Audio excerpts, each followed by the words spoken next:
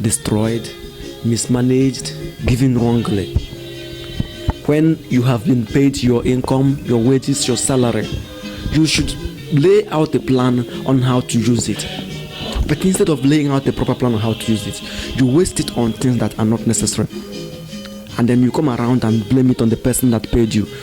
It is a witchcraft money, ritual money. That's why it doesn't last. That his money burns out like fuel in your hands. Thousands of money on naira that he has given to you. But none of those single, not even a penny from the money given to you was lost. You used all of them right in whatever you desire that you might make the use of the money in. That is the wrong notion, a wrong mindset that has been hurting our people for a long time. You used it wrongly, and then you turn around to blame the person who paid you. But unfortunately, the person we might be accusing can be very innocent. People are now afraid of giving things away in generosity or charity to anybody. Because if they get or happen to hear what other people say of them, the gift they have given to them in their absence, they'll stop it. Somebody can labor and get some money. No, everyone knows how it's difficult to afford anything in the country, even a living. And now, because he had compassion for your plight, he came to you and generously offered to help you financially. What he had given to you may not be enough, or it may be more than enough. You accepted it with a pretense of gratitude, and then after a while, you used it on whatever you wished to use the money on. Then probably on some natural occurrence or something that happened. Bad things happen every time. Bad things happen everywhere. It can happen anytime, anywhere, to anybody. Now, because it happened to you, you turned around and blamed the person who gave it to you. That it was because of the gift that was given to you the other time. That I wanted to deliver something to a customer of mine about 2 weeks ago, and I called somebody, my driver, who used to carry things for me. I called him. He came. We agreed on the price. I called the owner of the work. We agreed on the price, and then the thing was delivered to him, and the man left even before I could finish coupling the furniture in the person's house. Now, after 2 weeks, that was 2 days ago, I met him in a popular market in my area, and the first thing he told me was that, here, do you remember that work you gave to me? There is something behind it. I was like, what?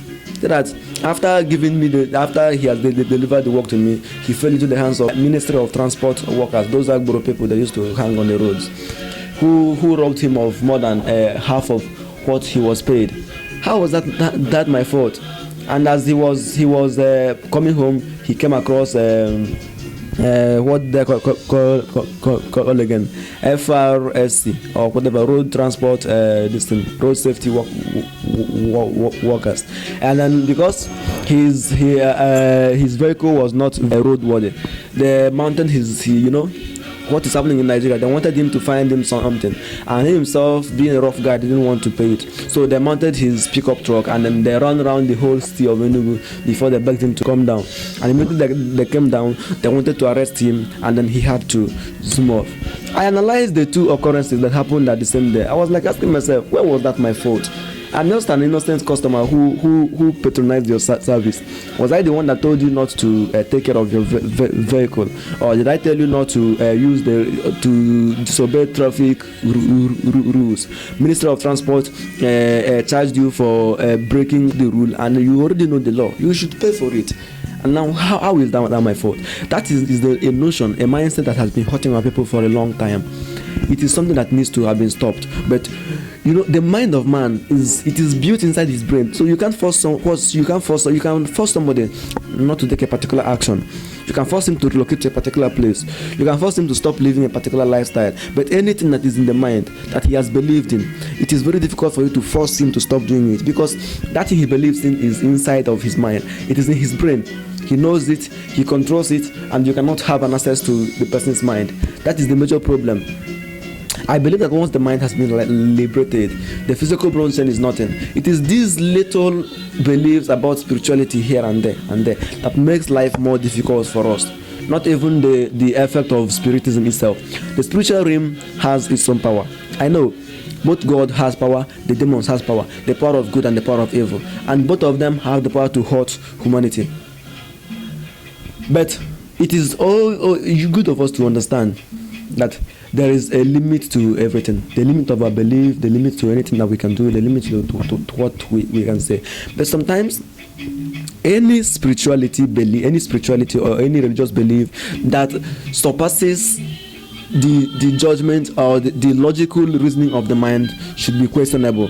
That is why in Catholicism, whenever a miracle happens, we employ both medical, atheistic, and even ordinary people, lay people that are not even among the religious belief, so that we can put sentiment aside, we can put ignorance aside, and then judge the thing based on neutral ground from an atheist, judge the thing on medical ground from a professional, and if those things passes those tests, before we can believe it is miracle.